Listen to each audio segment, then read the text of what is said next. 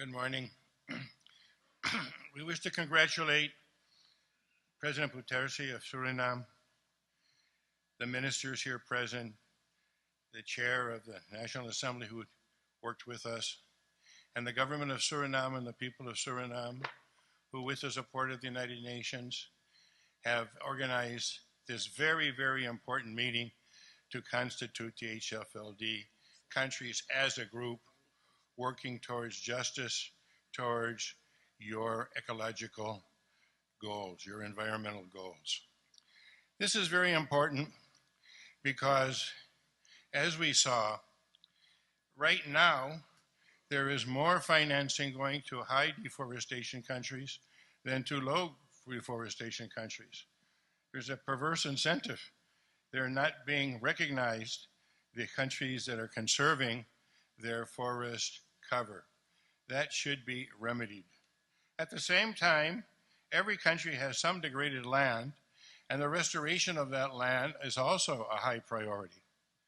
You have two images, one of a barren hillside and another of a lush green mountain with forests on top, with forest reserves throughout it, with agroforestry in the mid-level, some silvopastoral pursuits at the lower level, and streams flowing out of it to feed the valleys below. The barren hillside is death. In Central America, we know that because it has sedimentation for slow onset flooding, fast runoffs for fast onset flooding, and mudslides.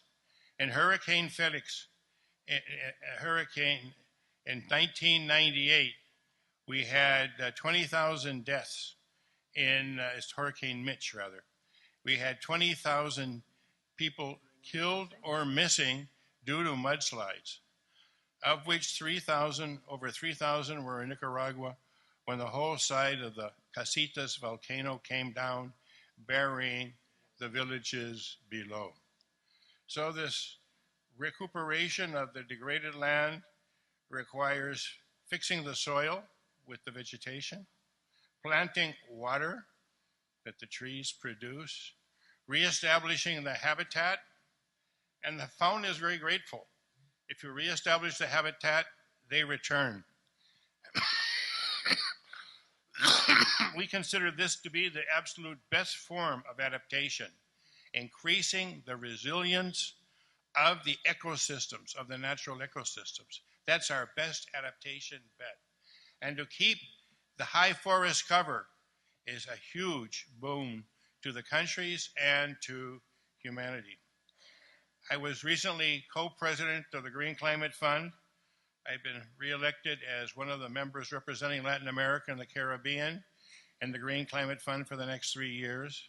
And I'm going to introduce a measure. It's too late for our B22 meeting this month in Songdo, but I'll introduce the measure and then lobby for it in Songdo, that quadrant we saw several times of the 4 types of forestry countries, that the high forestry, low deforestation countries, and the others have parity in terms of the assignation of resources. It cannot be that the high deforestation countries get more. And we'll work with our colleagues from some of your countries in making sure that get passed in the B23 meeting in July of this year. Once again, congratulations to President Bouterse, the government of Suriname and United Nations for the brilliant gesture of organizing such an important meeting to advance the cause of climate change.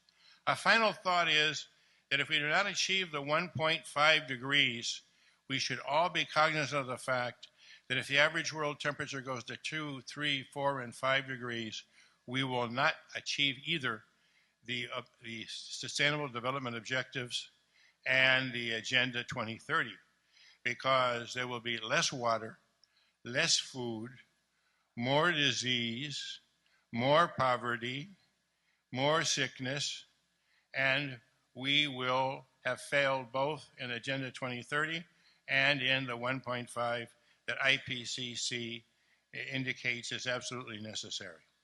We all know the difference between 1.5 and 2. Just think of one example that I mentioned earlier in the conference. At 1 degree centigrade above the pre-industrial level, we know that the coral reefs are dying.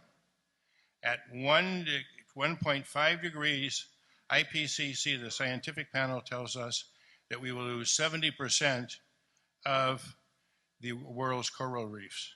At 2 degrees, we lose 100%. Coral reefs become extinct with all that implies for the world food chain. So the stakes are huge, and the need for urgent action couldn't be more clear. And I congratulate the young lady who spoke previously in emphasizing the urgency of the tasks that need to be undertaken, the policies that need to be approved, and the action that needs to be implemented now, and not in 5 or 10 years when it will be too late. Thank you very much. Thank you.